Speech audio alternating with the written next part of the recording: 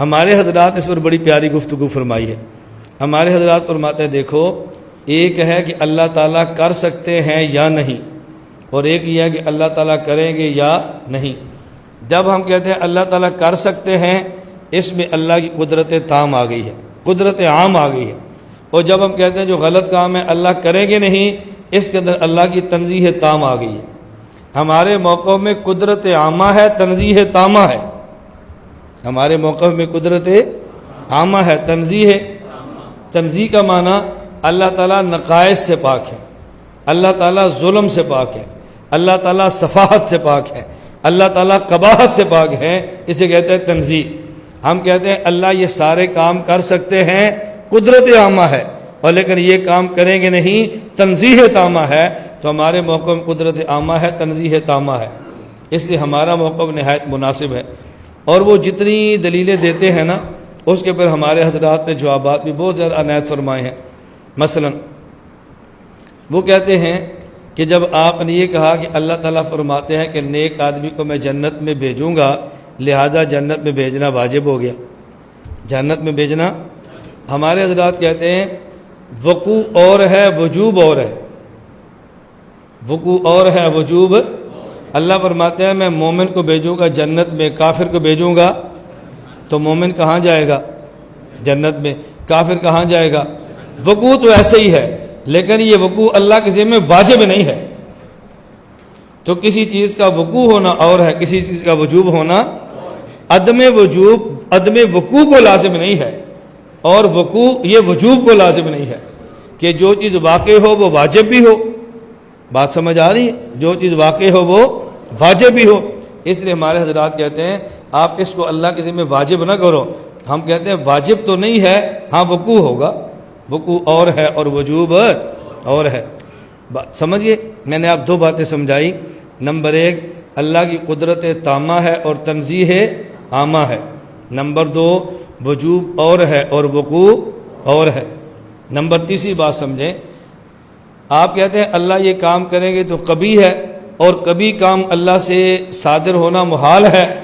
ہم کہتے ہیں محال تب ہے جب فی ملک الغیر ہو، اللہ رب العزت کے ملک میں ہے، اور اللہ لا یسأل عما یفعل ہم یسألون.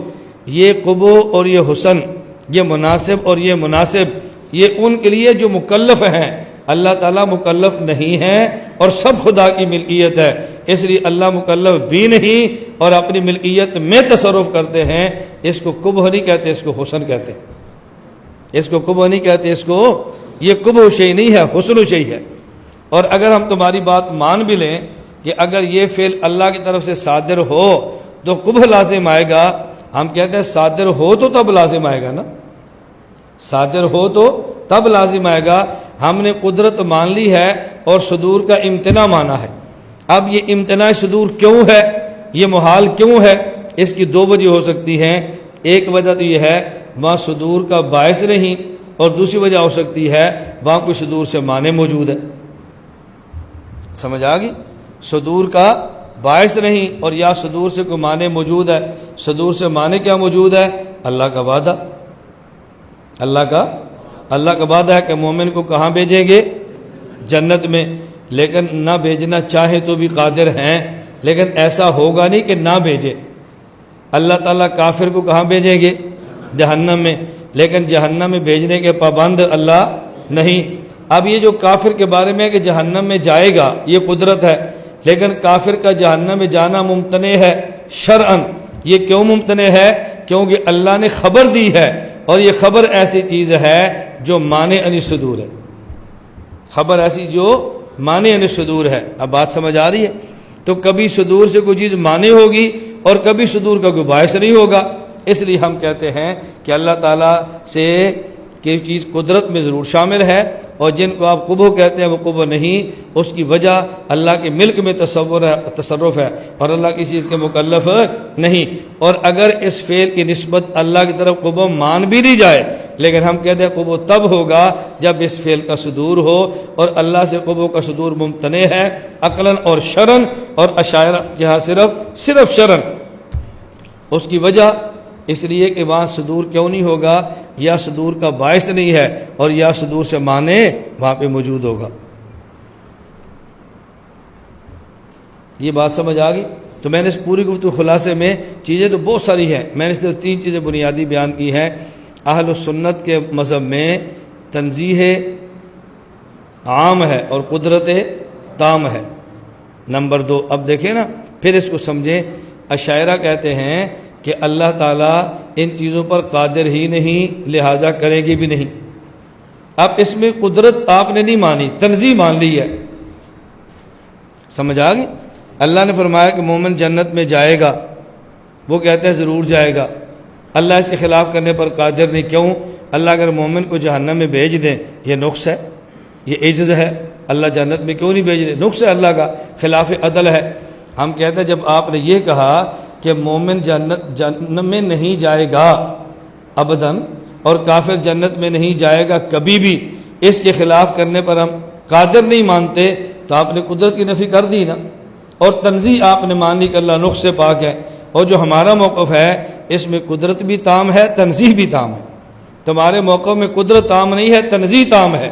اب بتائیں کہ زیادہ بہتر کیا ہوگا، کون سا موقف اختیار کریں جس میں قدرت بھی ہو اور تنزیہ بھی ہو؟ اب اللہ کی شان کے لائق کون سا زیادہ بہتر موقف ہوگا، جس میں قدرت بھی تام ہو، تنزیہ بھی تام ہو، یا شان کے لائق یہ موقف ہوگا قدرت کو تام نہ مانے، صرف تنزیہ کو عام مان لے، صرف تنزیہ کو تام مانے اور قدرت کو عام نہ مانے؟ ہم نے کہا نہیں، یہ بہتر موقف اللہ کی شان کے لائق یہ ہے کہ قدرت کو عام مانے اور تنزیہ کو تام مانے۔ اور دوسری میں نے بات بڑے اشاروں میں سمجھائی ہے کہ جیسے معتزلہ کہتے ہیں کہ اللہ کے لیے مومن کو جنت میں بھیجنا واجب ہے اور کافر کو جہنم میں بھیجنا واجب ہے، ہم کہتے ہیں وجوب اور ہے اور وقوع اور ہے۔ مومن جنت میں جائے گا، کافر جہنم میں ہی جائے گا، لیکن اللہ کے ذمہ واجب نہیں ہے، اور عدم وجوب سے عدم وقوع نہیں ہوتا۔ دنیا میں کتنی چیزیں ایسی موجود ہیں جو واجب نہیں ہوتی واقع ہوتی ہیں، واجب نہیں ہوتی واقع ہوتی ہیں، کتنی چیزیں ہیں۔ اور تیسری بات میں نے آپ کو عرض کی ہے کہ معتزلہ کہتے ہیں اگر ہم یہ بات مان لیں کہ اللہ کافر کو بھی جنت میں جو خلاف عدل ہے اور مومن کو جہنم میں جو خلاف عدل ہے، تو یہ قبو ہے، اور اللہ کی طرف قبو کی نسبت کرنا یہ محال ہے اور مناسب نہیں، نقص ہے۔ ہم کہتے ہیں دیکھیں یہ قبو تب ہے کہ جب اللہ کے ملک غیر میں تصرف کریں، اللہ اپنی ملک میں تصرف کرتے ہیں اور اللہ مکلف بھی نہیں ہے، پھر حسن اور قبو کا سوال ہی پیدا نہیں ہوتا۔ اور دوسری بات، اگر اس فعل کی نسبت کریں خوب و لازم آ بھی جائے تو لازم تب آئے گا جب ہم صدور مانیں گے۔ ہم فعل کا صدور نہیں مانتے بلکہ فعل کے صدور کا ممتنع مانتے ہیں، اور امتناع کی وجہ کسی چیز کے صدور کا باعث نہیں ہوگا یا کسی چیز کے صدور سے مانے نہیں ہوگا، تو امتناع ہونے کی وجہ یہ ہے۔ اللہ ہمیں بات سمجھنے کی توفیق عطا فرمائے۔ لا الہ الا اللہ، لا الہ الا اللہ، لا الہ الا اللہ، ما لنا رب سوا۔